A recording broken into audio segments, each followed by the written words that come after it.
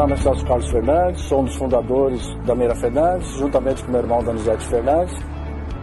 Começamos inicialmente com um escritório convencional de contabilidade, depois adquirimos uma pequena escola, convendemos e resolvemos se especializar no segmento. Hoje contamos com mais de 800 escolas, mais de 150 colaboradores. Essa empresa nasceu da nossa percepção que as escolas precisavam de um serviço diferenciado, na área contábil, na área trabalhista e na área fiscal. Hoje a gente conta com sede própria, numa área de mais ou menos 2.000 metros quadrados. Nesses mais de 40 anos, nós aprendemos muito com a escola, assim como na educação infantil, que quando entra o aluno tem processo de adaptação. Aqui na Meira Fernandes nós temos o processo de implantação. O cliente ele fica 3 meses com uma equipe altamente especializada da parte contábil, fiscal, trabalhista, previdenciária, sempre procurando aí avaliar e entender o cenário tributário da escola, a folha de pagamento, se todas as rúbricas, as verbas estão aí sendo pagas devidamente, um sistema de folha de pagamento voltado, criado para atender todo o segmento educacional, totalmente web, criado por nós ao longo desses mais de 40 anos. Sabemos que para as escolas, para as instituições de ensino, a parte mais onerosa aí é a folha de pagamento. Desenvolvemos uma metodologia própria para implantar, entender e atender todas as instituições de ensino em qualquer cidade do Brasil. Orientamos de forma preventiva mensalmente toda a nossa base de clientes sobre as mudanças do setor educacional no Brasil e no mundo. Por isso, nos consolidamos como a melhor empresa de suporte contábil, fiscal e trabalhista do Brasil. Conte com a Meira Fernandes, somos especialistas na área da educação. Conte sempre com a Meira Fernandes, somos especialistas no mundo educacional. Conte conosco, somos especializados, estamos aqui para atendê-los muito bem. Por isso, nós somos especialistas na área da educação.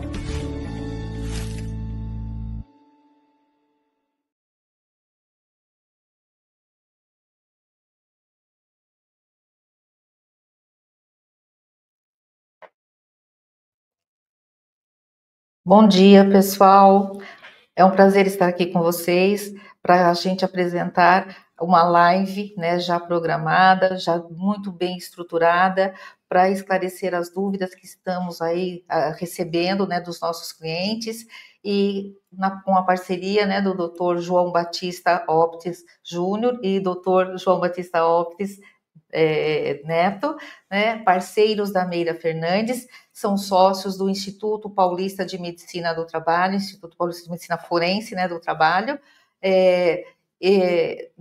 são assumidades, né, na matéria, né, de toda a situação, de todas as tratativas aí de segurança e medicina, por isso são parceiros da Meira, indicamos para os nossos clientes sempre que somos consultados, e é um prazer, doutores, né, estar aqui com vocês hoje. Obrigado. E é de suma importância essa nossa live para esclarecer as dúvidas de todo o pessoal inscritos, né, e é isso.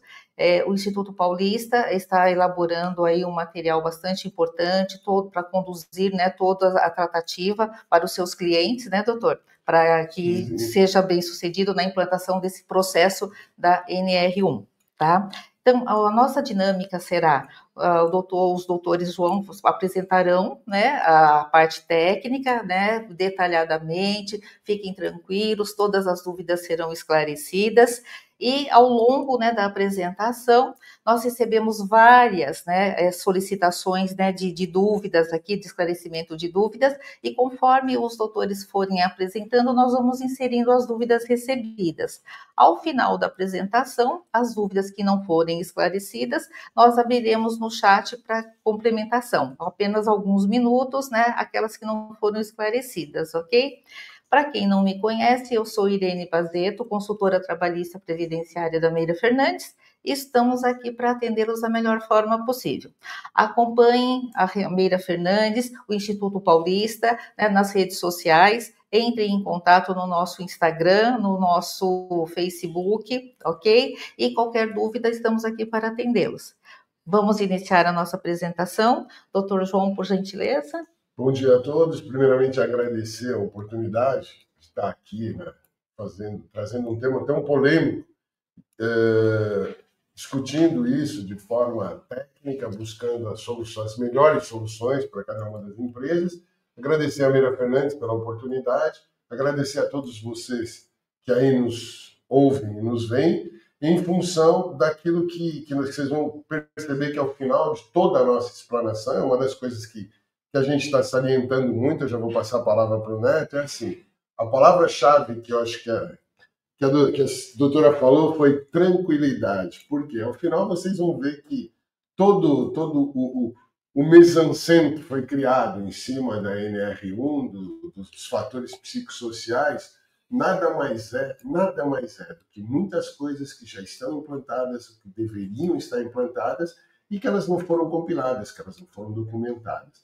Então, não tem... Vocês vão ver que o principal de tudo isso que a gente vai tentar trazer para vocês é assim, ó, todo esse receio, esse medo, todos esses questionamentos que estão sendo e serão feitos, eles traduzem o quê? Aquilo que é novo. Aquilo que, assim como aconteceu lá atrás com o E-Social, e a gente percebe, os senhores lembram disso, onde todo mundo, o que vai acontecer? Nossa, a gente dizia, é só um modelo diferente, a grande maioria está aí, só vai passar para ser digital, é uma forma diferente de... Mas tudo, e a gente viu que hoje entrou numa rotina que todo mundo faz, a Meira com muita maestria, isso tudo se resolveu. E a mesma forma vocês vão ver que com a NR1 vai acontecer. A única coisa é que a gente não pode deixar de considerar duas coisas.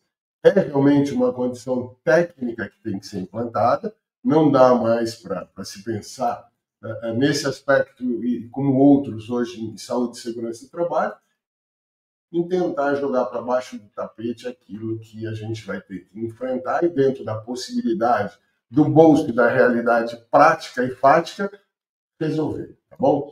Neto, a palavra é tua. Vamos lá, primeiro, bom dia a todos. Também começar agradecendo a oportunidade, a doutora Irene, a Meira Fernandes, para a gente poder estar aqui e nessa manhã poder discutir esse tema que tem causado tanta preocupação para as empresas, né? Isso envolve as escolas, envolve todas as empresas que a gente tem como cliente, todo mundo desesperado, né? O pessoal de recursos humanos, saúde e segurança do trabalho, os técnicos de segurança, engenheiros, médicos do trabalho, e criou-se uma grande polêmica em relação aos fatores psicossociais, algo que, a nosso ver, não deveria existir, porque o que a gente vai mostrar aqui ao longo da exposição é que muito do que é necessário e o que está sendo exigido não foge aos outros riscos que nós já avaliamos dentro das empresas. Que já estão sendo feitos pelas empresas as avaliações, ou pelo menos deveriam, porque há uma obrigação legal em relação a isso. E se não faz, é uma ótima oportunidade de começar a fazer. Exatamente. Então, não foge à lógica. Então, a gente, e vocês como nós, e aí eu acho que é isso que gerou essa ansiedade, esse grande desespero das empresas, fomos bombardeados nas redes sociais, eu também fui por patrocinados, né? A gente sabe como que funciona hoje essa questão de rede social, plantando o caos, né? Falando, você vai ter que contratar não sei o que, você vai ter que fazer não sei o que, muitas vezes com informações um pouco equivocadas, que fogem à lógica da NR1 e do Programa de Gerenciamento de Risco, que é o que nós vamos mostrar para vocês aqui como que funciona. Então, essa é uma questão importante, e o principal, eu acho que é essa grande mudança, é a gente pensar por que agora começou-se a falar de fatores psicossociais, por que o governo colocou isso expressamente na legislação, a questão dos fatores psicossociais. A verdade é que nós, como empresa, né, a gente acabava meio que ignorando os fatores psicossociais. A gente sabe que existem as normas regulamentadoras e que o fator psicossocial ele já deveria ser considerado, a gente vai ver aqui, inclusive na redação da NR17, que é a que trata de ergonomia, e aqui começa a primeira coisa, a gente vai mostrar isso ao longo da aula. Os fatores psicossociais eles estão inseridos dentro do contexto da ergonomia, é o que nós chamamos de ergonomia organizacional, mas eles estão inseridos dentro da ergonomia de documentos que já são obrigatórios, tá? Que seria a análise ergonômica do trabalho, mas os fatores psicossociais eles eram ignorados pelas empresas. Então a empresa muitas vezes falava, o problema não é meu. Então, se não há uma exigência legal expressa, eu não vou mexer nesse ninho questão, de... né? Porque é uma questão complicada, vocês vão ver, não é fácil de lidar com isso, mas não é também esse bicho de 7 cabeças. E se você me permite, é aquilo que a gente vem debatendo muito, que eu acho que é um momento propício para se começar a fixar um conceito, que até então na verdade, os fatores psicossociais, eles não vieram com a NR1. Eles trouxeram uma redação e uma formulação diferente na NR1. Eles estão presentes na NR17 desde a publicação da NR17. Só que eles são citados, e como eles são citados num contexto global, isso, pelos mais diferentes motivos possíveis, as empresas, eu não diria nem que deixaram de lado, muitas delas se desaperceberam disso. E por que se desaperceberam disso? Por 2 condições. Porque realmente o psicossocial são fatores que eles trazem um viés muito grande para as empresas. Por quê? Porque se admite assim, o psicossocial envolve a vida inteira do trabalhador, o que não é verdade. E a gente ouviu se me permite até, a gente ouviu muita bobagem na internet, sim, dizendo que não, é a vida, não tem nada a ver. Os fatores psicossociais a serem analisados, eles estão dentro do âmbito da ergonomia, lá na NR17. O que eu quero dizer com isso? O que você quer dizer com isso, João? Eu quero dizer o seguinte, que eles são limitados ao meio ambiente de trabalho. É a relação do meio ambiente de trabalho. Por quê? Até seria utópico por parte da condição do legislador, ou até do que foi feito por um convênio tripartite, se pensar na vida inteira do trabalhador. Por quê? Exigir que a empresa administre a vida do trabalhador. Isso é até vedado constitucionalmente. Por quê? Porque a gente tem que lembrar assim, nós estamos há 3 anos de uma pandemia. E qualquer um de nós, aí eu falo por mim e por todos os que aqui estão e até pelos que nos ouvem, quem durante a pandemia não teve receio, medo, depressão, medo da morte, medo daqueles que nós perdemos, entes próximos? Isso tudo são condições psíquicas que estão sendo mexidas, estão sendo abaladas. E como é que a empresa vai administrar isso? Então foi vendido, como o Neto falou com muita propriedade, foi levado um estigma dos fatores psicossociais muito grande com relação a essa obrigação ou essa necessidade da empresa inteira administrar a vida mental do trabalhador. Não é nada disso. A empresa se limita e ela está constrangida, ela está constrita dentro da condição de meio ambiente de trabalho. Essa é a palavra-chave. E aí, Neto, queria que você colocasse exatamente onde esse meio ambiente do trabalho, a gente está falando uma coisa já estão feitas, outras coisas.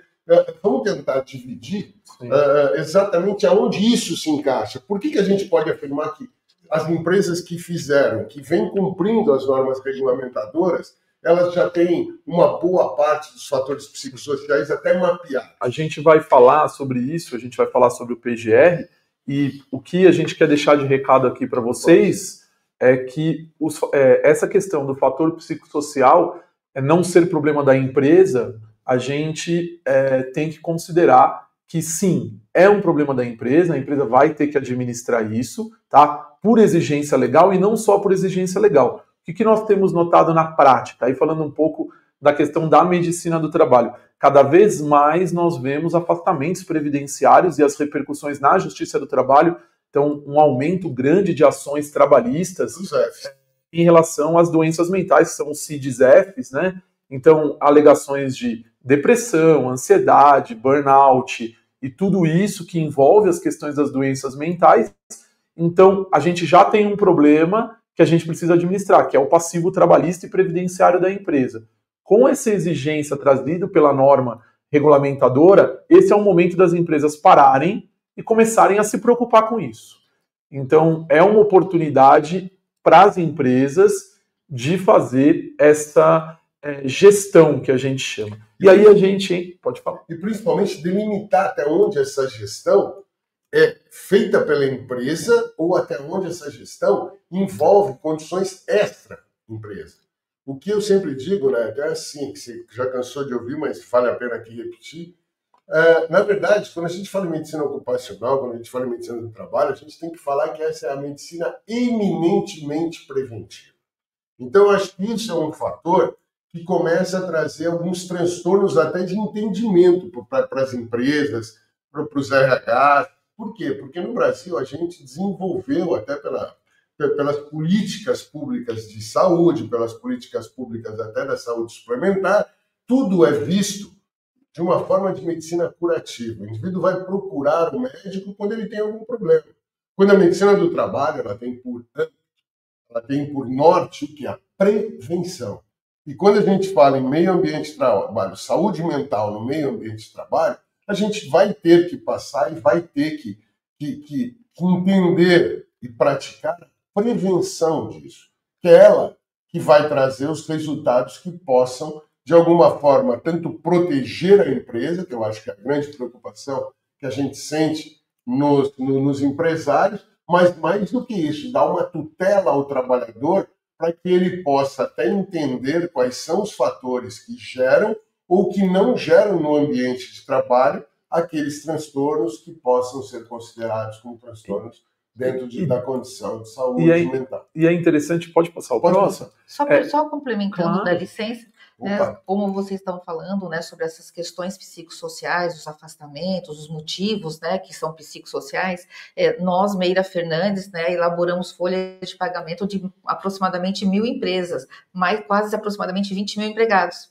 Então, o que acontece? A gente percebe ao longo do tempo, né, desde a pandemia, até antes um pouco, né, mas principalmente após, né, o excesso de afastamentos, né, só para poder complementar a informação, a quantidade de afastamentos, né, decorrentes, né, de depressão, síndrome do pânico, né, estresse emocional, tudo, como aumento, porque nós recebemos aqui os atestados médicos para transmitir para o essencial. É aquilo que vocês estavam falando. Então, a gente vai recebendo e vamos analisando. Claro. Então, chegou num nível que a gente falou, meu Deus, como acontece com as escolas, né? Como tratar tudo isso? A dificuldade, você não tem como tratar. A gente recebe muitos questionamentos nesse sentido, né? De como tratar o recebimento desses atestados, né? Autorizo, não autorizo, como é que fica? Então, se você me permite, isso já essa parte do que eu disse, que eu venho desde o início dizendo. Ao invés do pânico que se gerou dos fatores psicossociais, é do limão fazer-se a limonada. Sim. Vamos ver uma oportunidade. Porque essa é a oportunidade, quando se assume, se entende, se busca quais são os fatores psicossociais que estão ligados e os que não estão ligados à atividade, ou quando você faz a profilaxia disso no meio ambiente de trabalho, você vai conseguir ter um mapeamento. A Meira consegue fazer tudo isso por quê? Pelo número de pessoas ligadas à folha de pagamento e pela tecnologia que vocês desenvolvem em termos de filtrar tudo isso. Mas o que a gente percebe muitas vezes é que as empresas, e aí eu estou falando com as escolas, então as escolas, eu posso assim dizer, elas não têm um trabalho específico voltado para esse filtro. Então, você tem trabalhadores que estão dentro dos CIDs-Fs, que são os de doenças mentais, de doença mental, eles estão dentro do CID-F sendo repetidos a cada 6 meses, a cada 4 meses, e isso foi passando, paga aqui, é 3 dias ali, é 10 ali, é 5 lá, lembrando que ainda, quando a gente está diante das escolas, tem o problema das épocas que isso ocorre com a substituição dos professores ou do pessoal administrativo. Então, eu acho que é fundamental, se a senhora me permite, é assim, ó, essa é uma oportunidade que, ao invés desse desespero que se gerou no mercado, é uma oportunidade da gente conhecer os riscos que podem ser separados ou não da condição ocupacional. Aí eu vou poder dizer assim, ó, a minha empresa está estaqueada, está montada para que a prevenção das condições de doenças mentais possam ser reconhecidas e melhoradas. Porque também aqui ninguém vai propor, nem essa é a filosofia da própria NR1, dos fatores psicossociais, que se resolvam os problemas da humanidade, como a gente já ouviu alguns falando aí. Não. O que se busca aí é o quê? É uma minimização das condições que possam se somar a outras que são inerentes à atividade, são inerentes ao dia a dia, são inerentes ao meio social como um todo. E é importante, então, diante de tudo isso, e algumas coisas, como a gente colocou, que foram colocadas ao longo do tempo, quando foi publicada a norma e iria entrar em vigência, algumas coisas que foram publicadas de forma equivocada. Então, o que a gente quer fazer aqui? Primeiro, a gente tem que entender o que é a NR1. Então, a grande mudança que houve foi uma alteração na NR1. O programa, a NR1, ela prevê o que nós chamamos de PGR, que é o Programa de Gerenciamento de Risco. Tá? Esse conceito de Programa de Gerenciamento de Risco, ele está dentro de um conceito trazido também pela NR1, que é chamado de Gerenciamento de Risco Ocupacional. Então, essas duas siglas, eu tenho certeza que muitos de vocês já se depararam, que é o GRO, Gerenciamento de Risco Ocupacional, e o PGR, que é o Programa de Gerenciamento de Risco. Qual que é o conceito trazido por essas duas nomenclaturas? Tá? O conceito é o seguinte, nós temos o Programa de Gerenciamento de Risco como uma novidade trazida pela legislação recentemente, tá? Recentemente que eu digo há 2, 3 anos. Por quê?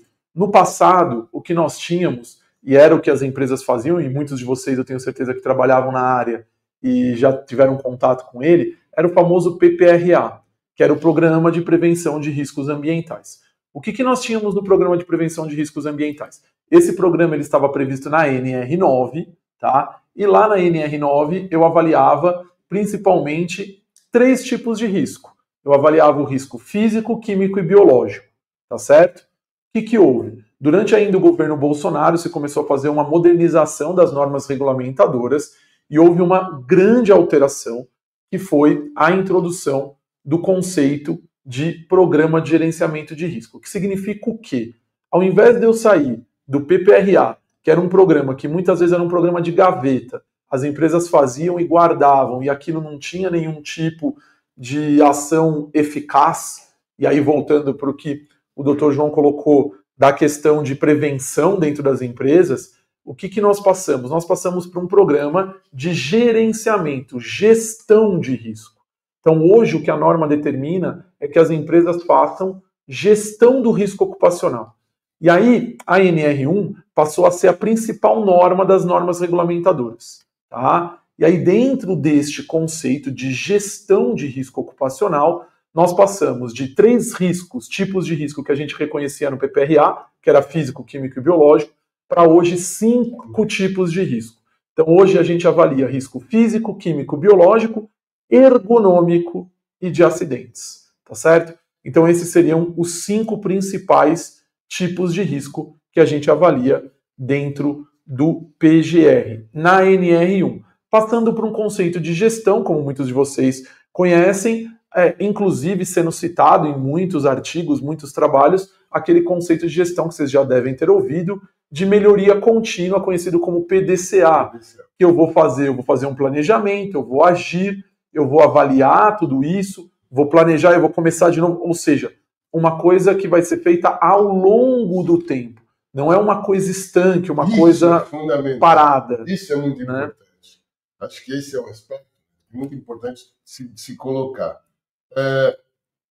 Todo o conceito disso e aquilo que a gente vinha ouvindo é assim, ó, dia 25 de maio, agora a gente não sabe, depois a gente até vai falar sobre se é realmente 25 de maio, mas vamos voltar e dizer assim, ó, como não tem nada oficial, 25 de maio, no 26 de maio eu tenho que estar com os fatores de risco todos feitos, chegando ao cúmulo de se trazer isso para uma condição material, de ouvir pessoas dizendo em laudo de fator de risco, avaliação individual do trabalhador, laudo, isso nada é prudente, nada disso existe. Doutor, só não interrompendo só um minutinho, né?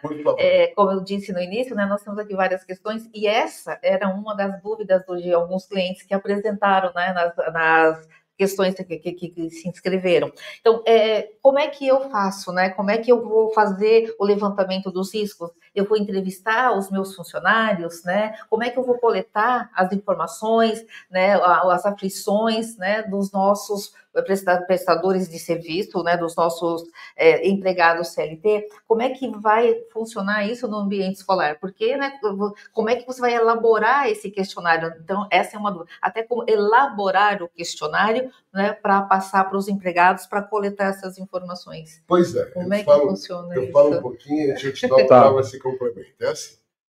Primeiro, que quando a gente fala, e a gente vem frisando desde o começo, doutora, assim, o que tem que ser avaliado é todas aquelas condições de interferência e melhoria que podem ser feitas dentro do ambiente de trabalho para que não comprometa a saúde mental do trabalhador, seja ele no vínculo que for. 2 parâmetros têm que ser considerados.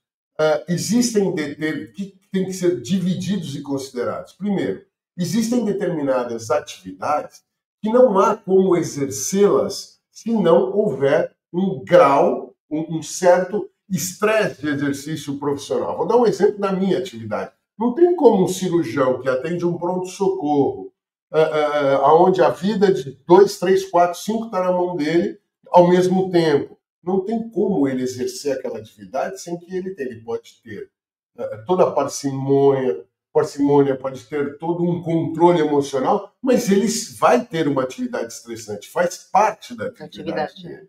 Então não tem como fugir. Por exemplo, um segurança, por exemplo, um policial.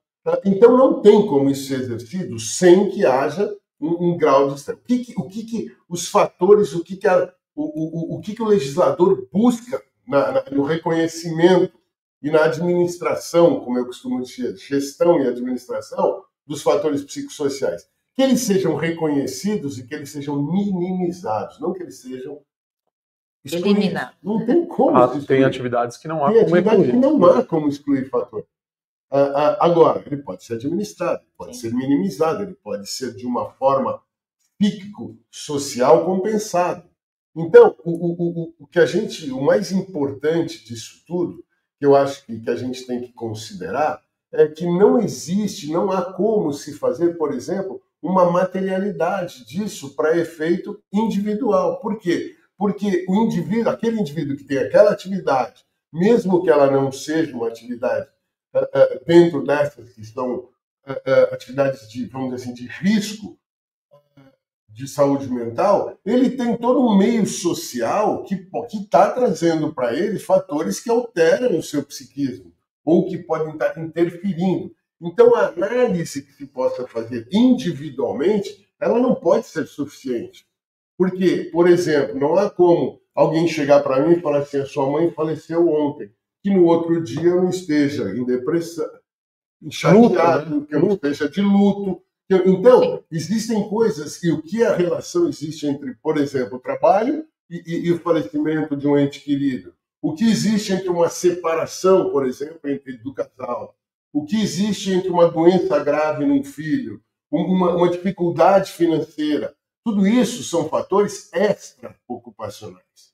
Então, a análise do indivíduo pode até ser usada como uma ferramenta para poder separar joio de trigo, mas ela, primeiro, não é suficiente para se pensar. Não, e geralmente a análise individual é indicada pelo médico do trabalho diante de uma condição que ele detectou. A gente vai mostrar aqui, e o grande X é as pessoas inverteram um pouco o raciocínio da norma, porque a gente está falando num contexto da NR1, que é de avaliação do ambiente de trabalho. E aí esses fatores psicossociais a gente pode dividir ele em 2 grandes, como o meu pai e o Dr. João colocou, é o seguinte, tem esses que são inerentes à atividade, que eu não consigo, a gente fala que é indissociável do exercício da atividade, e tem outros que são modificáveis. Por exemplo, assédio, uma falta de autonomia no trabalho, o chefe que não sabe lidar com seus comandados, desorganização da empresa, comandos que são conflituosos, então eu mando você fazer uma coisa, depois eu vou lá e te dou bronca porque você fez aquilo, porque eu queria que você fizesse outra coisa. Ou vem um outro que também tem o mesmo nível de hierarquia e fala, não era para fazer esse tipo de coisa é modificável. Então nós temos, dentro desse grupo de fatores psicossociais, alguns que a gente entende que não tem como alterar, que você vai ter que lidar com eles, e outros que eu não vou conseguir. E aí o que eu estava colocando, e a gente mostrando aqui no slide, hoje nós temos 38 normas regulamentadoras, 37 em vigência. E essas normas elas tratam especificamente sobre a saúde e segurança do trabalho. Quando veio essa história de fator psicossocial, teve um monte de gente que não é deste, vamos dizer assim, deste ramo de atividade de lidar com saúde e segurança do trabalho, que começou a publicar em Instagram, e isso foi gerando essa ansiedade, porque aí se começou a inverter a lógica. Então, o que fizeram na prática? Se começou a divulgar, vamos fazer avaliações psicossociais de todos os trabalhadores para identificar, com avaliação psicossocial, eu não identifico o risco no ambiente de trabalho. Eu faço um paralelo, e aí para o pessoal entender, é como se eu fizesse o seguinte, ao invés de eu, vamos dizer que eu estou desconfiando que tem ruído no ambiente de trabalho, o que eu tenho que fazer? Eu tenho que ir lá e dosar o ruído, eu tenho que fazer uma medição de ruído no ambiente. Ao invés de eu fazer isso, imagina que você fala assim, em vez de eu fazer a dosagem de ruído no ambiente, eu vou passar a fazer a audiometria de todo trabalhador para verificar se tem perda auditiva. Mas o fato de ter perda auditiva não me indica se tem ruído no ambiente de trabalho. Eu posso ter um que toca na banda de rock, o outro... Outras questões. Então, a lógica foi invertida. A avaliação psicossocial ela pode ter o seu papel, essa avaliação sendo feita por uma psicóloga. Primeiro, ela não é obrigatória, a gente vai ver e vai falar sobre isso. É o médico o médico do trabalho que faz a coordenação do PCMSO que pode indicar isso diante do quê? Da identificação dos fatores psicossociais no ambiente de trabalho. Então a avaliação psicossocial ela pode estar dentro do plano de ação. Por quê? Quando a gente fala de PGR, a norma divide o PGR em duas partes. Ela divide o PGR em, vamos dizer assim, documentos obrigatórios do PGR, inventário de risco e plano de ação. O que é esse inventário de risco e plano de ação? E essa é a mudança de paradigma que a gente tem em relação à saúde e segurança do trabalho. O inventário de risco, eu vou avaliar os riscos, identificar os riscos no ambiente de trabalho, e aí eu estou falando de 5 tipos de risco, tá? Físico, químico, biológico, ergonômico e de acidentes. Os fatores psicossociais, eles entram dentro do risco ergonômico, tá certo? Eu vou identificar os riscos, eu vou ver o que está acontecendo, que trabalhadores estão expostos dentro da minha empresa, porque eu tenho vários trabalhadores, vários setores, então pode ser que tenha um risco num determinado setor, mas eu não tenho em outro. Então eu faço toda essa identificação, eu tenho que classificar o risco, aí a norma diz que eu tenho que adotar o que eles chamam de matriz de risco. O que é essa matriz de risco? Eu tenho que classificar o risco quanto à probabilidade e à gravidade do risco. O que isso significa? O que é mais grave e mais provável que aconteça, eu tenho que agir mais rapidamente. O que é menos provável e menos grave não é uma prioridade minha dentro da empresa. Então, exemplo, o trabalhador exerce atividade em altura, então ele tem risco de queda. Se ele cai, ele morre. Se ele está trabalhando sem cinto de segurança trava-quedas, eu estou falando de uma alta probabilidade de ele cair com um evento grave, que seria a morte. Aí a matriz de risco vai dizer para mim assim, faça alguma coisa imediatamente. Quando eu vou lá e reavalio depois que eu dei o cinto trava-quedas, eu diminuí a probabilidade. Então vamos dizer que eu transformei, e essas matrizes elas têm, vamos dizer assim, ela é dividida em 4x4, 5x5, é uma questão muito técnica de saúde e segurança do trabalho. Mas só para vocês entenderem, quando eu forneço o cinto, a probabilidade dele cair diminui, a gravidade continua sendo grave. Aí a minha matriz de risco vai falar, isso aqui é um risco médio. E aí ela já me fala qual é a ação que eu tenho que tomar. Mantenha as medidas de controle. Continue fornecendo o cinto que você está protegendo o seu trabalhador. Então, diante dessa classificação, para os fatores psicossociais, a lógica é exatamente a mesma. Não se muda nada, tá? Então, esse é um ponto importante. A gente precisa considerar essas questões. E aí, então, o objetivo da norma, como a gente está discutindo, é estabelecer disposições, campo de aplicação, termos e definições para você fazer esse gerenciamento do risco. E aí a pergunta que foi colocada sobre o como fazer isso, tal, isso é importante que vocês saibam. A norma, ela não diz para a gente o como fazer. Isso não é só em relação aos fatores psicossociais, é em relação aos fatores físicos, o ruído, é em relação ao químico, ao biológico, a qualquer tipo de exposição no ambiente de trabalho. A norma diz o seguinte, ela te traz, como está escrito aí na redação, né, da norma, ela traz disposições, diretrizes e requisitos. O como fazer vai ficar a cargo da empresa. Por quê?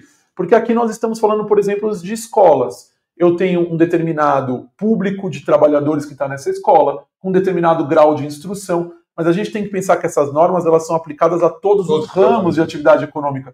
Então, por exemplo, construção civil geralmente tem uma mão de obra menos qualificada. Eu não posso utilizar o mesmo modelo que eu vou aplicar, por exemplo, para identificar um fator psicossocial numa escola e num canteiro de obra. Então, esta adaptação, este como fazer, ele vai ser definido caso a caso, de forma individualizada, buscando o quê? Buscando as peculiaridades da atividade, o público, né? Então, quem que eu estou falando, quem são os meus trabalhadores, isso tudo vai ser definido por quem for fazer essa análise. Isso traz duas coisas que eu acho que resumem isso. Primeiro, não dá para fazer se não for de maneira técnica. Isso tem que ser feito por técnicos, por quem conheça o contexto da ANR. Quem conhece, então, nós já remetemos isso à saúde e segurança do trabalho. Segunda condição, não existe coringa nisso, que a gente cansou de ouvir. Modelo, né? Modelo. Me mandam, não existe. Por quê? Porque o mesmo ramo de atividade existem funções, existem condições, existem públicos diferentes. Sejam como adaptados ou como contratados. Então, essa condição é fundamental que se entenda. Não tem como ser feito, senão de maneira técnica e, segundo, individualizada. Tem que ser feito por cada indivíduo dentro da sua condição. Tem que ser feito, por indivíduo técnico dentro da condição daquela empresa. Não existe copia-cola para isso. E aí, doutor, só para a gente finalizar, até para passar... Não, só para a gente fazer um fechamento nesse sentido, né? Porque tem uma série de questões sobre a documentação. Tá. Eu acho que isso ajudou bastante, né? Tem o levantamento dos riscos, né? E a manutenção, a administração desses riscos. Toda essa tratativa, né? Eu registro como? Existe um laudo, existe que tipo de documento que eu vou, né, dentro da ANR para eu registrar, né, o levantamento, a identificação desse risco, a tratativa dele. Dessas 38 normas regulamentadoras, 37 em vigência, nós temos algumas normas que são específicas para determinados ramos de atividade econômica.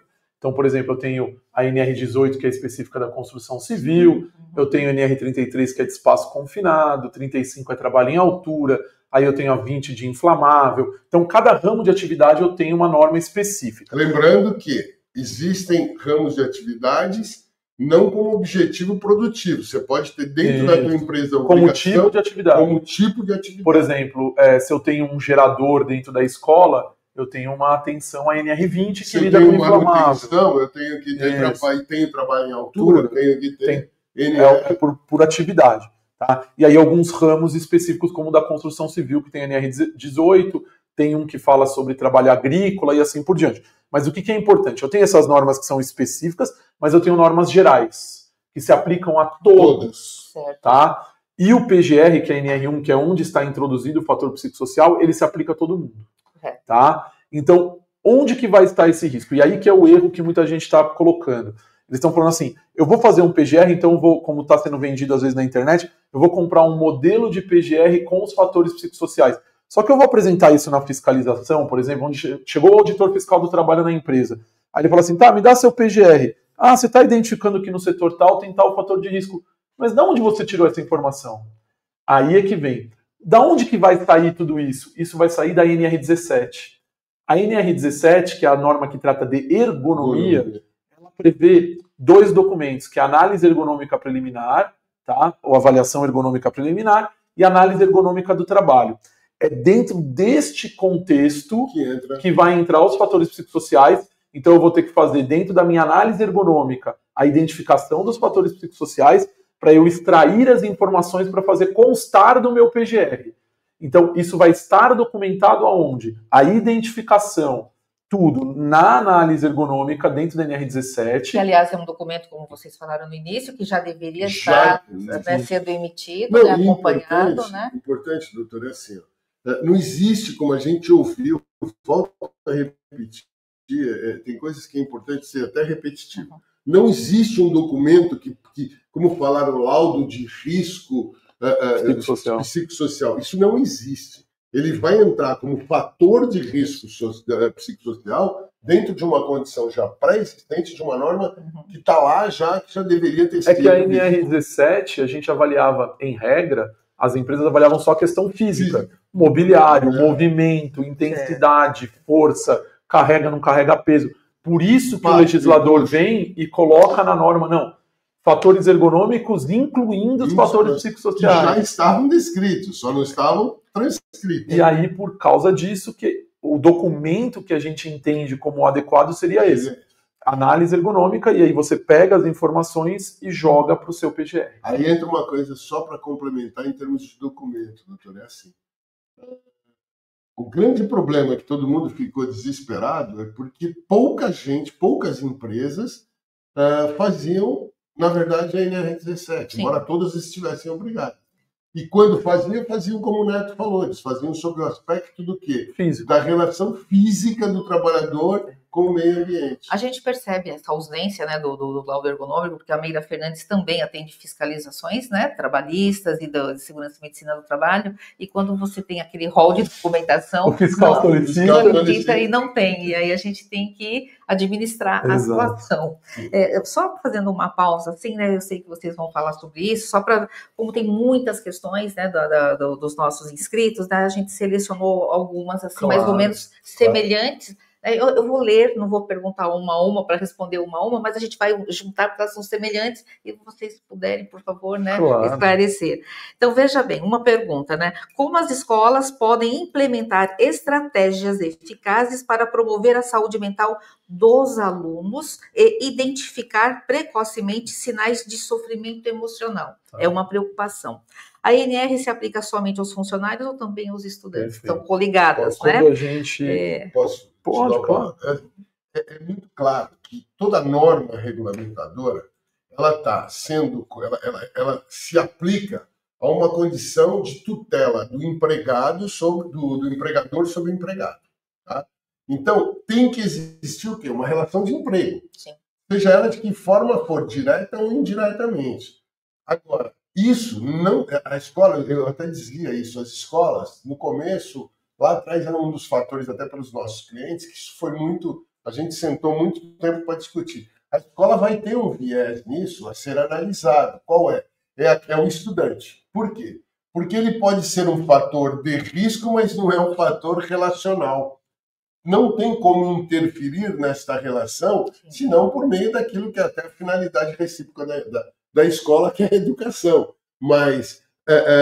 a obrigação dentro dos fatores das NRs não existe. Por quê? Porque foge a relação principal, que é a tutela vista por um contrato de trabalho ou por um contrato indireto de trabalho, por terceirização, o que quer que seja. Ou seja, a administração de um ambiente favorável é importante para todos os ramos de atividade, né? Administrar esse ambiente, mas não que eles entrem nesta avaliação dos fatores psicossociais. Eles vão fazer parte disso, mas eles não estão dentro da avaliação. É até estranho falar isso, mas o estudante ele pode ser uma fonte que a gente interpreta do ponto de vista de saúde e segurança do trabalho de perigo, a gente chama, que é o próximo slide, inclusive, para a gente trazer esse conceito de perigo. Ou seja, ele pode ser uma fonte do fator psicossocial, por causa que ele pode ser agressivo, ele pode gritar com o professor, ele pode agredir, a gente sabe que existem relatos de agressão física. Ele é um fator de risco. Ele é um fator de risco. Mas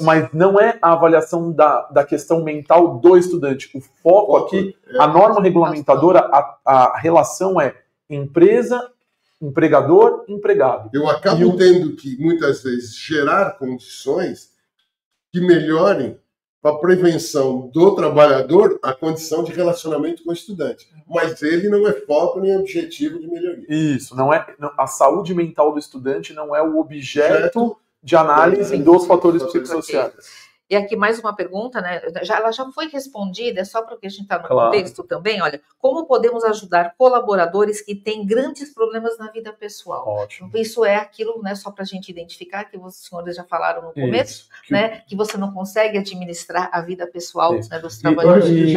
A pergunta já traz a resposta. Como ajudar? Ajudar faz parte de toda e qualquer relação pessoal no meu entender, seja ela direta, indireta, seja com quem conheça, com quem não conheça.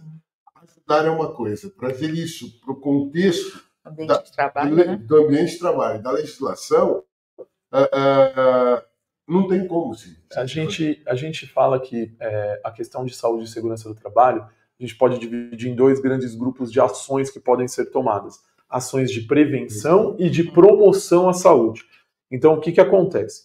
A norma, ela sempre vai exigir que o empregador lide e atue na questão da prevenção dentro do ambiente de trabalho.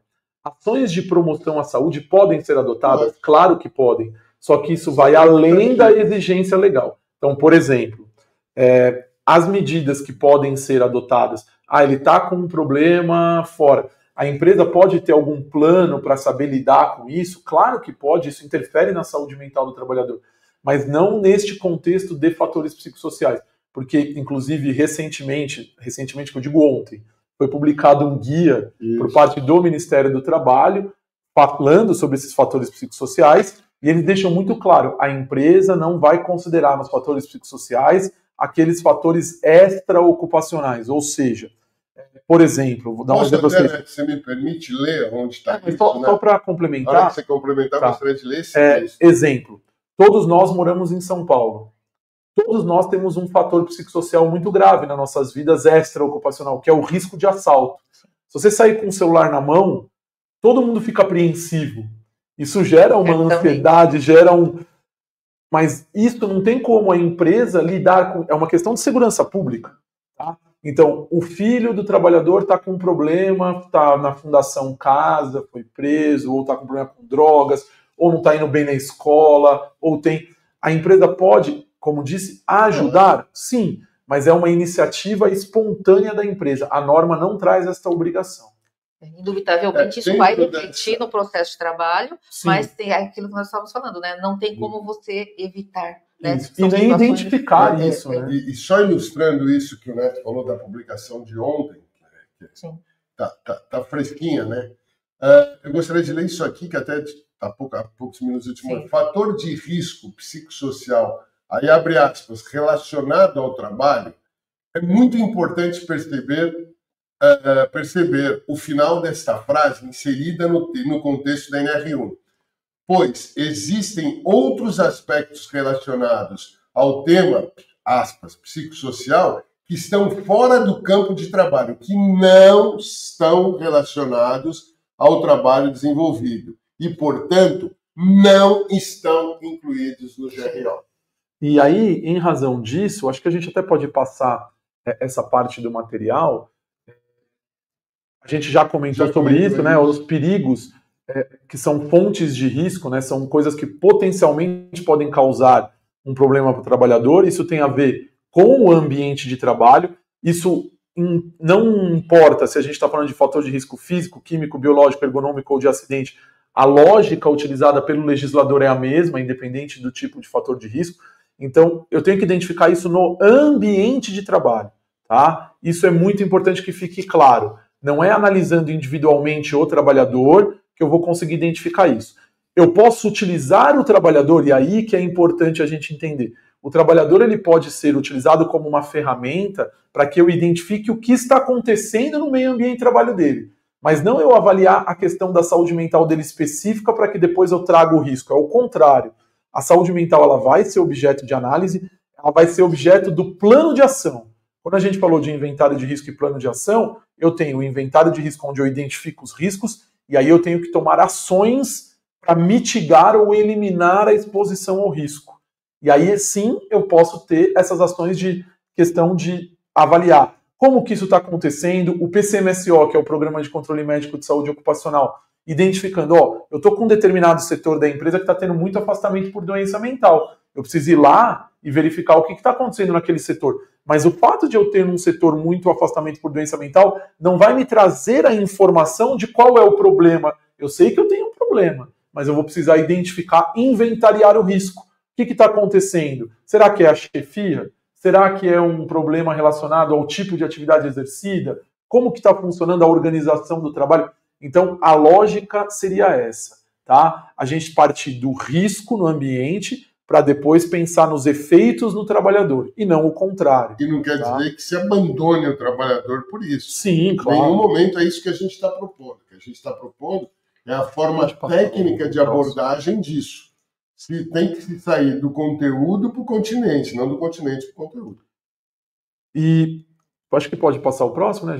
A doutora quer fazer alguma pergunta agora? Ou...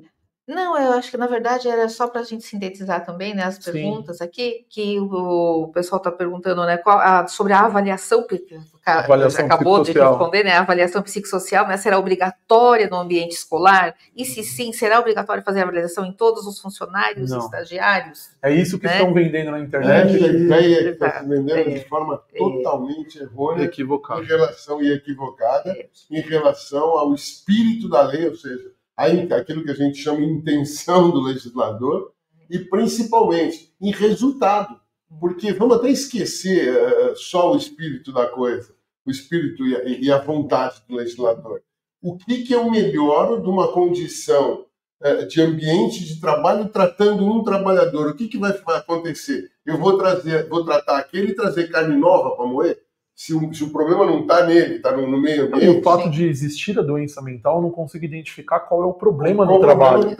Então eu não consigo fazer prevenção para que outros não se encontrem naquela condição. Exato. Como nós estamos falando de investigação, né, dos riscos, dos fatores e depois dos riscos, né, temos aqui uma pergunta, né, se a empresa, a escola, de um modo geral, precisa ter um canal de denúncia. Como nós estávamos falando, de você investigar num determinado setor que está acontecendo, né, um estresse maior. Isso como uma medida isolada não vai ter nenhum efeito.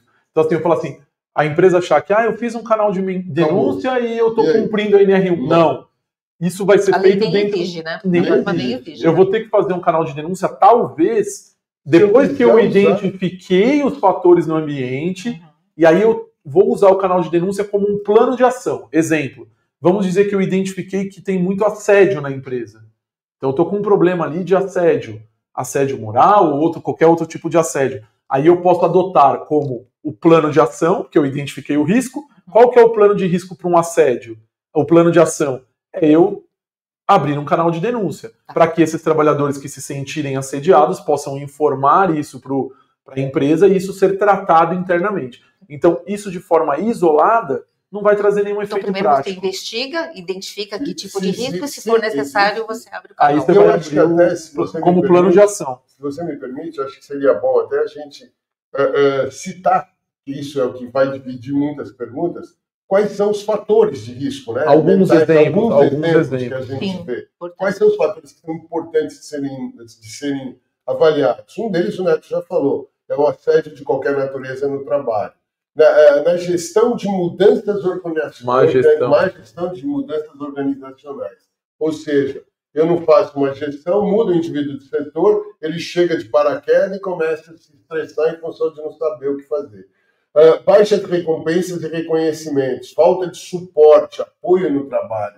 Eu preciso dar aula, por exemplo, vamos falar do hub, preciso dar aula, só que eu não tenho projetor, o projetor não está funcionando, a lousa não é adequada. Então, essas condições realmente geram estresse. Por quê? Porque eu vou ser cobrado, não só, principalmente dentro desse viés que entra o aluno nisso, né? Baixa demanda de trabalho. Baixa justiça organizacional, eventos violentos ou traumáticos. Baixa demanda é interessante porque, às vezes, por exemplo, o trabalhador volta de um afastamento previdenciário por outro motivo. Aí fala assim, o INSS não está pagando, mas ele não pode fazer nada, eu vou deixar ele sentado numa cadeira sem fazer nada. Tem outras implicações. Tem implicações trabalhistas, e é um fator psicossocial, porque isso acarreta, né? Ou excesso de demanda. Ou excesso de demanda. Também. Quando eu preciso ter 3, por exemplo, para fazer o trabalho que eu estou mandando. Exato. Então, e muitas dessas coisas, pessoal, como vocês estão vendo, são coisas modificáveis. Sim, que é aquilo que a gente falou. Por exemplo, violência, de repente, exposição à violência, ou isso às vezes não tem como eu alterar, porque faz parte da atividade. Por exemplo, se pegar um policial militar, ele vai estar exposto à violência urbana. Um médico no pronto-socorro está exposto a estresse, a enfermeira e tal. Agora, má relacionamento no trabalho é uma coisa que dá para você modificar. E às vezes não são coisas tão caras, é isso que a empresa precisa ficar claro para as empresas. Às vezes é questão de uma palestra, uma orientação, você saber informar, por exemplo, um dos riscos que se coloca é falta de conhecimento do seu papel na organização. Então, eu estou dentro de uma empresa, mas eu não sei o que eu faço, não me deram ordens claras e tal. Isso é uma coisa que você corrige facilmente dentro de uma empresa. Uma das dúvidas, inclusive, né, do nosso participante é essa, né? O que isso vai impactar, né, em relação ao financeiro, investimento financeiro, né, para promover e se adequar. Nem sempre são investimentos tão altos. Né? Muitas das coisas vão ser feitas e vão ser reconhecidas como melhoria das condições gerais organizacionais da empresa. E reverte, né, em produtividade. Exato. Isso que a gente tem que pensar em saúde e segurança do trabalho como investimento. E aí é o que a gente falou no começo. Eu estou fazendo um investimento agora, eu já tenho que cumprir a norma. Então, se eu vou ter que gastar, vou ter que investir, que eu faça de uma forma direcionada para ter algum retorno disso. Né? Outra coisa importante, né, que eu acho que é importante, doutora, é quando falou quando a gente estava falando no mau relacionamento no local de trabalho. É muito comum a gente pensar em assédio, né? Chefia pressionando, né? Mas muitas vezes o mau relacionamento ocorre ao mesmo nível de trabalho. E isso é fácil de ser administrado. Tem que ser conversado, ser entendido, porque isso é um fator de demanda. Uma das perguntas também aqui, vamos aproveitar, né, qual é o papel do RH, né, na ANR? Eu acho que esse é um dos papéis do RH, né? Sem dúvida. Daí a importância do que a gente fala. Os conflitos internos. O que nós vamos ter que sempre pensar quando se fala em ANR, quando se fala em fatores psicossociais? Ele não o andorinha não vai fazer verão nunca para que se faça a melhoria dos fatores psicossociais. Envolve condições multidisciplinares. Envolve o médico do trabalho, o médico contratado para fazer o programa de controle médico de saúde ocupacional, envolve a segurança do trabalho, envolve o RH, envolve o jurídico da empresa, o gestor, envolve a consultoria jurídica. A senhora viu aqui que uma série de coisas a gente falou, e a senhora com a experiência que tem falou, isso é trabalhista. Por quê? Porque as repercussões disso, embora não se estava voltado para isso, ela desenvolve condições que são trabalhistas e previdenciárias. Elas se interligam por conta da gravidade muitas vezes. E aí uma outra coisa importante que a gente quer deixar aqui, nas escolas eu não vejo muito isso, mas nas empresas é muito comum, é o famoso trabalho remoto isolado, né? Que veio, que foi uma modalidade que a pandemia nos ensinou a usar. E que hoje, por incrível que pareça, para os senhores para a gente poder entender como funciona o mecanismo do meio ambiente, do próprio indivíduo em relação ao meio ambiente, hoje a gente tem algumas empresas que têm quase que 80%, que não são do ramo de escola, mas só como exemplo, quase 80% dos trabalhadores em trabalho remoto. E sabe qual é o problema que a gente vê no dia a dia? Os trabalhadores pedindo para voltar para o trabalho, sair do trabalho remoto. Nós temos uma pergunta aqui, acho que do chat. Primeiro é um comentário da Adriana, que é uma grande cliente e parceira nossa. Ela diz o seguinte, percebemos que atualmente todas as questões externas que compõem os riscos que vocês estavam citando não é levada em conta pelo colaborador, como se tudo fosse apenas proveniente ao ambiente de trabalho. A Adriana faz esse comentário, um abraço para a Adriana, que é parceira nossa. E aí, antes de vocês responderem, só complementando, o Edilson Marinho pergunta o seguinte, e com um recorte bem específico, quais são algumas estratégias, na visão de vocês, com a experiência, eficazes para já começar a promoção à saúde mental? Tá. Eu respondo a primeira, você responde a segunda, tá bom? Eu acho que é importante e muito bem colocada a pergunta da Adriana, né? Da Adriana é assim, para que eu saiba o que não é, eu tenho que saber o que é. E a finalidade principal que a gente vê, como, vamos dizer assim, como benefício, tanto ao trabalhador quanto à empresa, é assim, é o reconhecimento e as medidas que serão tomadas. Por quê? Porque isso já faz com que, Adriana, você possa afirmar, seja até pessoalmente, seja administrativamente, ou seja judicialmente, dizer assim, esse fator é extraocupacional. E aí vai ficar teu encargo, se você, como o Neto falou, vai pensar em promoção ou em prevenção da saúde mental. Quando você fala em prevenção, é a nossa obrigação do empregador em relação ao nosso colaborador. Quando você fala em promoção, é a faculdade de se fazer ou não. Existe socialmente até a vontade ou não, mas não existe a obrigação. Então eu diria para você, o principal é que isso que você colocou com muita propriedade é uma das coisas que você vai conseguir te separar joio do trigo, porque você mesma vai estar ciente daquilo que possa ou não ter repercussão no ambiente de trabalho. E aí, é o que eu sempre digo, você sabendo o sim, você vai saber qual é o não. Isso é importante, porque colocando esse contexto, exatamente, quando a gente identifica o que tem no ambiente de trabalho, a gente vai saber. Se eu identifiquei que naquele setor ou naquela atividade não tem, ou existe, mas eu adotei medidas para que isso não prejudique o trabalhador, quando vier um caso de doença mental, eu já tenho a documentação para uma ação trabalhista de eu chegar lá e falar assim, olha, aqui nós temos isso, foi identificado, foi tratado, foi resolvido, e ela continua, então isso não tem a ver com o trabalho. Eu sei o que é, eu vou saber. Exatamente. E sobre a questão da promoção de saúde mental dentro das empresas, a dica que eu posso dar para vocês para começar a gente a lidar com isso é, a primeira coisa, nós vamos ter que identificar os fatores dentro do ambiente de trabalho, tá? Antes de pensar na promoção. Mas existem algumas coisas que não custam para a empresa e que você pode já começar a adotar. Como, por exemplo, a empresa tem organizado bem claro qual é o papel de cada trabalhador dentro da empresa? Ou seja, tem funções definidas? Eu tenho isso documentado, porque a gente tem que pensar que não adianta só a gente ter na prática. Descrição de atividades.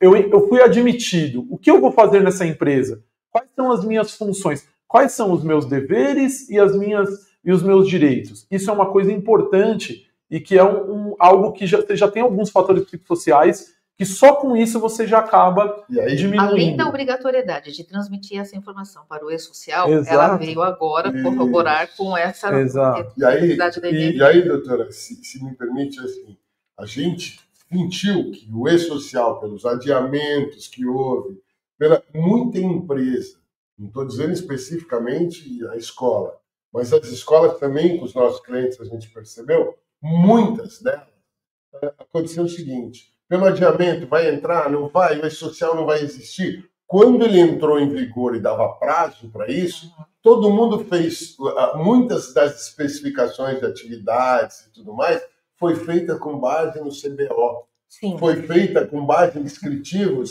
que alguém disse que era assim.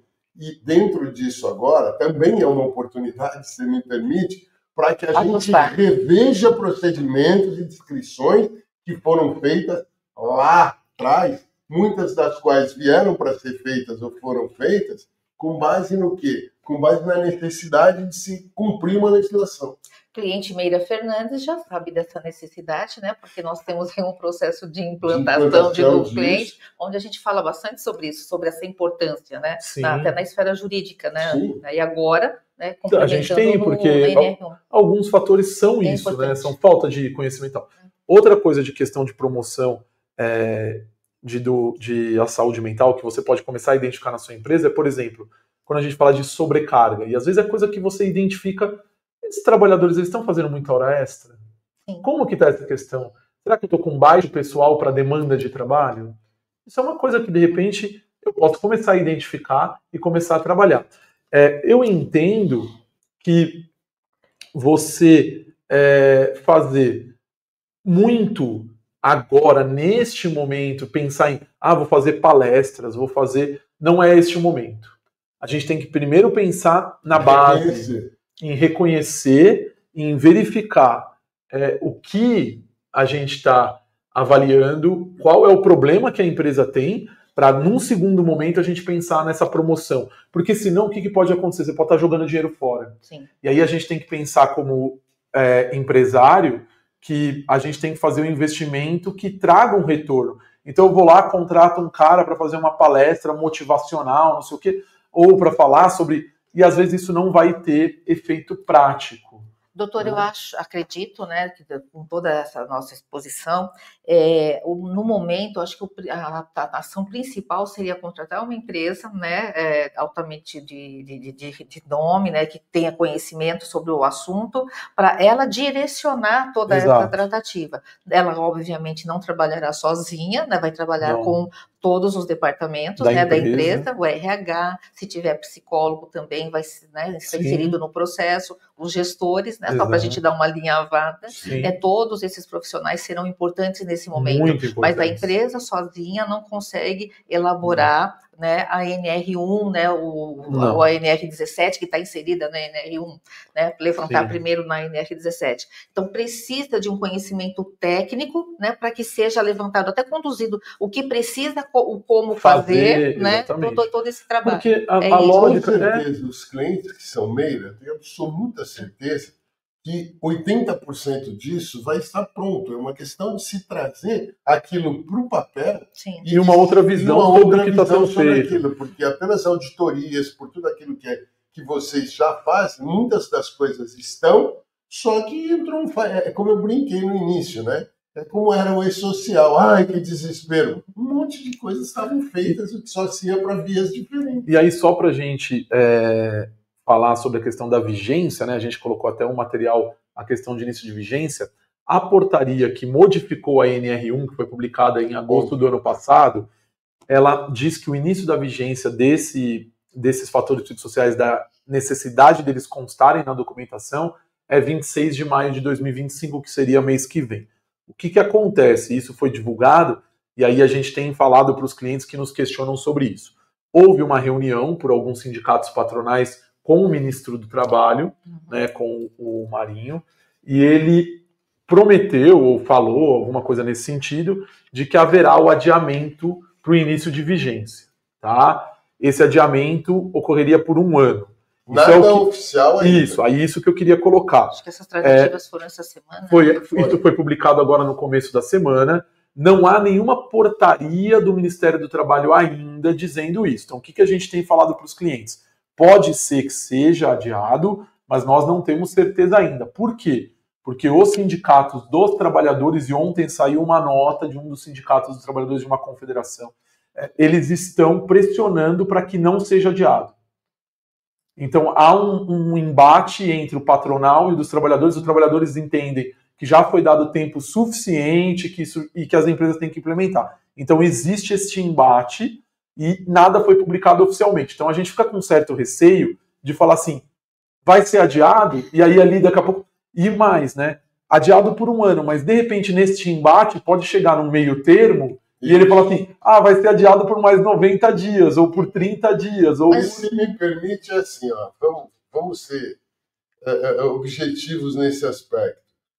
Desde o início, o que a gente vem colocando? A data fatal não quer dizer nada. Por quê? Porque as coisas devem e têm que ser feitas de uma forma dinâmica. Então, o que vai acontecer? Se adiar por 1 ano, por 6 meses, por 2 meses, essa data chegará. E algumas obrigações das quais elas já estão em vigor desde 1978. Elas só estão sendo modificadas e aprimoradas para a realidade. Já faz parte da NR há muito tempo, só não demos atenção. Então, acho que, independente da data de início, o processo já deve ser iniciado até para atender. E o que a gente tem falado para os clientes é o seguinte, a análise ergonômica você já vai ter que fazer. Sim. Então, vamos aproveitar isso, já começar a identificar os fatores psicossociais, vamos dizer que seja adiado realmente.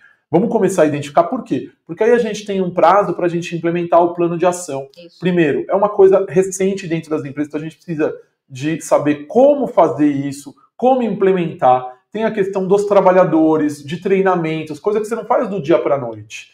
Então, mesmo que seja adiado, o que nós estamos recomendando é não adie isso e não vamos deixar isso para abril do ano que vem, porque vai estar todo mundo desesperado em abril do ano que vem. E isso gera um fator psicossocial para quem está no RH, que fica estressado, fica sem dormir, fica preocupado.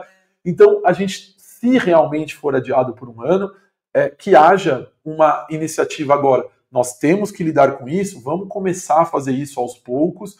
A análise ergonômica já é obrigatória, nós vamos introduzir os fatores psicossociais junto com os fatores físicos, e aí a gente vai partir para a resolução dessa questão efetiva, né? Sem sempre ficar adiando, deixando para depois, e aquele desespero de última hora.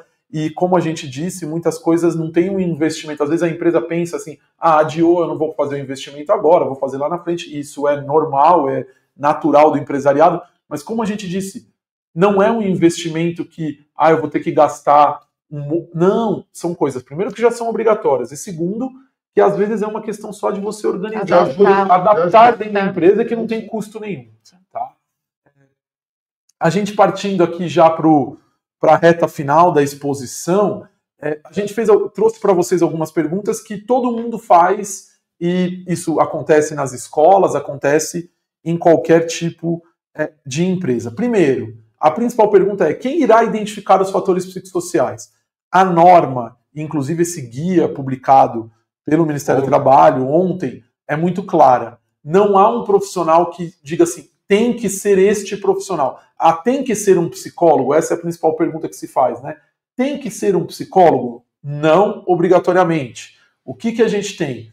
A norma, ela nunca traz quem vai fazer essa identificação. Ela não diz qual é o profissional que vai fazer essa identificação. A gente precisa de um profissional que ele precisa ser qualificado e capacitado para fazer isso.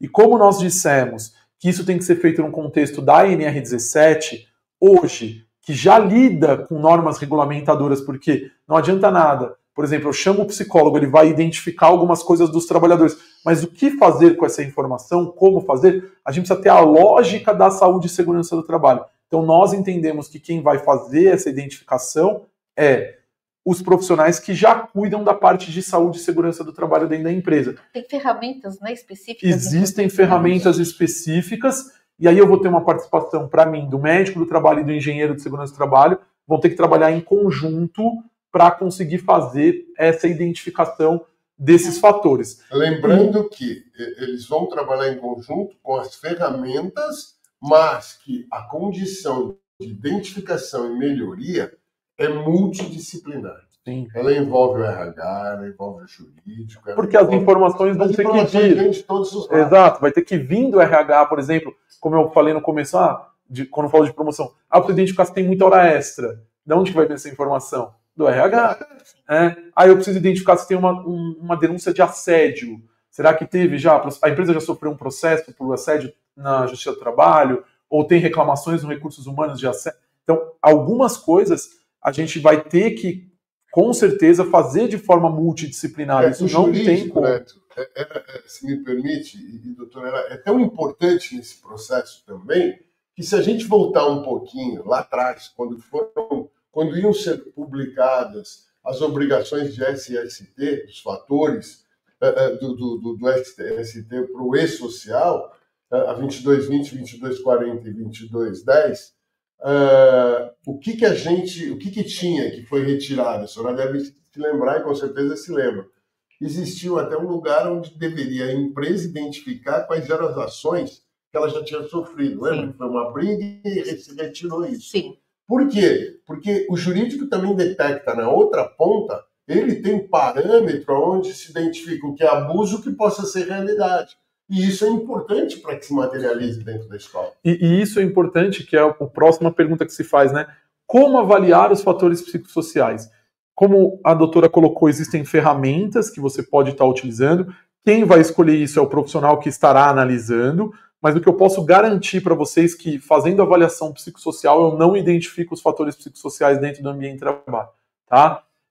Outra questão importante, olha só como é importante você ter um profissional que vai conseguir fazer essa análise. Vamos dizer que eu tenho um setor que tem um chefe, um gestor, e ele tem 100 subordinados, 100 pessoas sobre a gestão dele. E tem um que reclama de uma determinada coisa. Como que eu vou parametrar? Será que isso é uma questão que veio do chefe para o cara, ou é uma percepção do trabalhador em relação ao chefe que é só dele? Sim. Então, até isso a gente tem como avaliar. Quantos % dos trabalhadores estão fazendo este tipo de queixa? É um? Se é um dentro de um universo de 100, isso será que é representativo? Agora, não. Eu estou num local que 20, 30 trabalhadores de 100 estão reclamando a mesma coisa do mesmo chefe. Estávamos comentando, né, há pouco, uma situação, né, que a importância de você identificar corretamente um fator, porque uma vez identificado, você coloca, né, na NR, e você obrigatoriamente tem que fazer a tratativa. Tomar ação. Né? Então, de repente, essa é uma questão. Esse é um caso que ele não vai constar da NR. Não, porque é um caso isolado, é uma questão de relacionamento então, a responsabilidade dele, da empresa em levantar corretamente o risco e colocar... Eu estou falando isso até porque é uma pergunta que nós temos aqui, né, de um inscrito, né? Qual a responsabilidade da empresa sobre tudo isso, né? Então, a primeira responsabilidade é levantar corretamente. Exato. Porque nesse caso isolado de um trabalhador que se sente de determinada forma prejudicado, né? Então, e você inserir, né? Qual a tratativa? De repente, a tratativa que você vai adotar por conta dele não se adequa aos outros casos. Exato. Também, né? E não é uma coisa do ambiente, é uma coisa individual. Às vezes você está colocando coisas ali desnecessárias e você vai acabar tendo que dar uma tratativa, uma vez que colocou. E é isso que é o grande X da história, né? Porque como a gente está falando de alguns fatores que é uma questão de percepção do trabalhador sobre o seu trabalho, então assim, é uma percepção isolada, talvez a questão não seja o trabalho, mas sim a percepção dele. Sim. Agora, é diferente quando eu falo de uma percepção de vários. Sim. Então, se muitos têm percepção sobre aquilo, aí eu vou falar, não, realmente a gente tem um problema ali. E tudo isso precisa aqui de um profissional que conheça sobre essas questões para fazer essas tratativas. Tá? Então, como avaliar isso vai depender de caso a caso. Eu vou ter que ser a atuação de forma individualizada. Para o caso das escolas, com certeza, as ferramentas vão ser diferentes do que a gente usaria numa indústria, do que eu usaria na construção civil, do que eu vou ter que considerar o público, aquilo que a gente já comentou, tá? E onde irão constar os fatores psicossociais, que é outra pergunta, que é a questão da documentação, a gente até já respondeu, mas só para que vocês saibam. Isso vai constar no contexto da NR17, da análise ergonômica do trabalho, tratando de uma questão de ergonomia organizacional, como eu comentei, e aí, através da análise ergonômica do trabalho, eu vou extrair as informações para que eu coloque no meu PGR. Por quê? Eu não posso simplesmente chutar, né, informações no PGR, eu acho que, não existe eu acho que. Isso tem que ser analisado de um ponto de vista técnico, até porque existem implicações de eu fazer um reconhecimento de um risco que não existe, como a gente estava falando. Se eu vou lá e coloco que num setor, de repente, tem risco de assédio, e aí tem uma ação trabalhista por assédio, eu estou reconhecendo que realmente há aquilo naquele ambiente.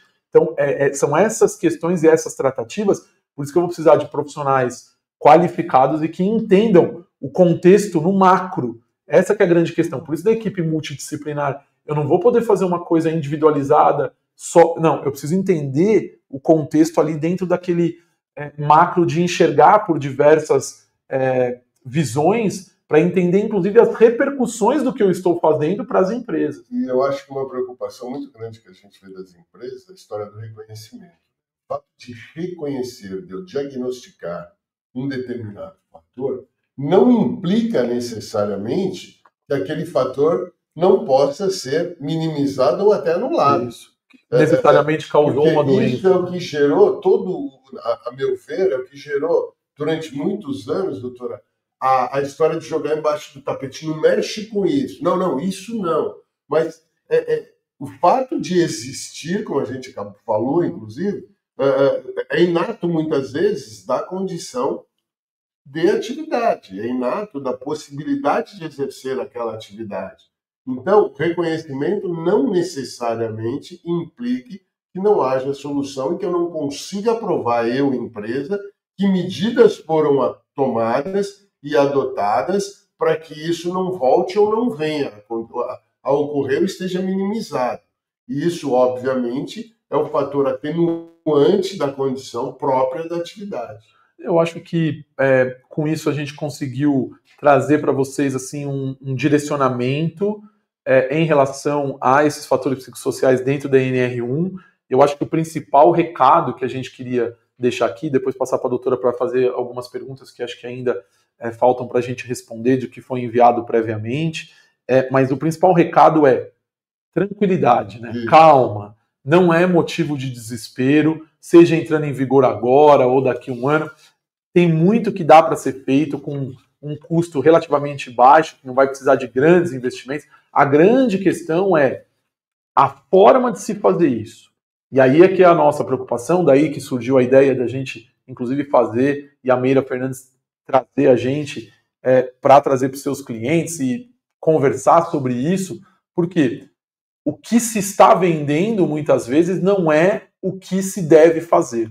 E aí você vai ter um documento que de repente foi feito, você acha que está tudo tranquilo, até a primeira fiscalização ou a primeira ação trabalhista. Isso quando o documento não te traz o desfavorável de uma relação que não existe, que é o pior. Então tem que tomar cuidado em relação a isso, para que vocês tenham com tranquilidade, mas fazendo a coisa de forma correta. Já que a gente vai ter que fazer isso, vamos fazer de uma forma correta que traga oportunidades de melhoria, porque a gente sabe que realmente as doenças mentais hoje são um problema dentro das empresas, e aí então, e por causa disso que foi criada essa modificação na norma, e aí a gente trazendo essas questões, a gente consegue tentar resolver e minimizar esse problema dentro das empresas. A única coisa que não dá é para não fazer alguma coisa, e Sim. A condição tem que ser feita, porque mais dia, menos dia, isso esbarra em processo administrativo, processo trabalhista ou processo até previdenciário.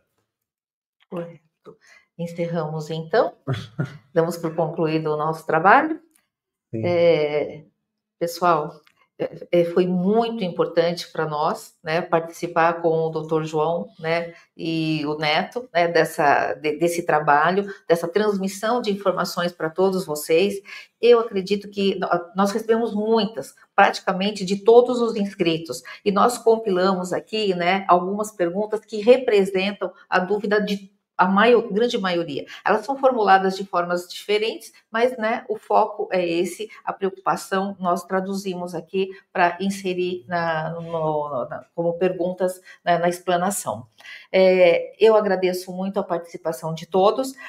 Nós continuamos à disposição de todos vocês, né? Sigam-nos, né, nos nossos canais, né, nas redes sociais, no Facebook, no Instagram, no YouTube, né, tanto da Meira Fernandes quanto do Instituto Paulista de Medicina, que é uma empresa, né, idônea, né, de grande conhecimento, e com certeza vocês puderam perceber que conhece profundamente o assunto e não deixarão, né, nada a desejar no momento de uma fiscalização, certamente.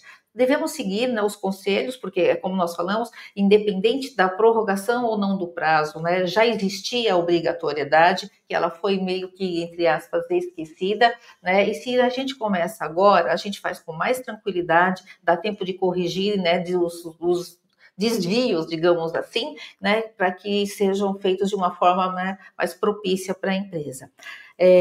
Rogério, nós vamos fazer tem mais alguma dúvida no chat que por acaso não ficou respondida?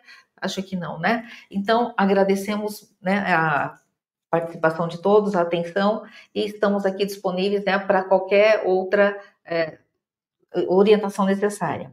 Aproveitando a oportunidade, né, gostaríamos de lembrá-los de que haverá a feira, né, da educação, a BET Brasil, no dia 28 de abril, tem o início, vai até o dia 1º de maio. Meira Fernandes participará da feira. Por favor, visitem o nosso stand, que é o N122. Tá? Receberemos vocês com o maior prazer. Vai haver, né, estaremos disponíveis para esclarecer dúvidas trabalhistas, né, contábeis, né, a reforma tributária. Então, tem muitos assuntos importantíssimos para vocês, não percam. Muito obrigada, até mais. Obrigado a todos. Obrigado, um bom dia. Bom dia.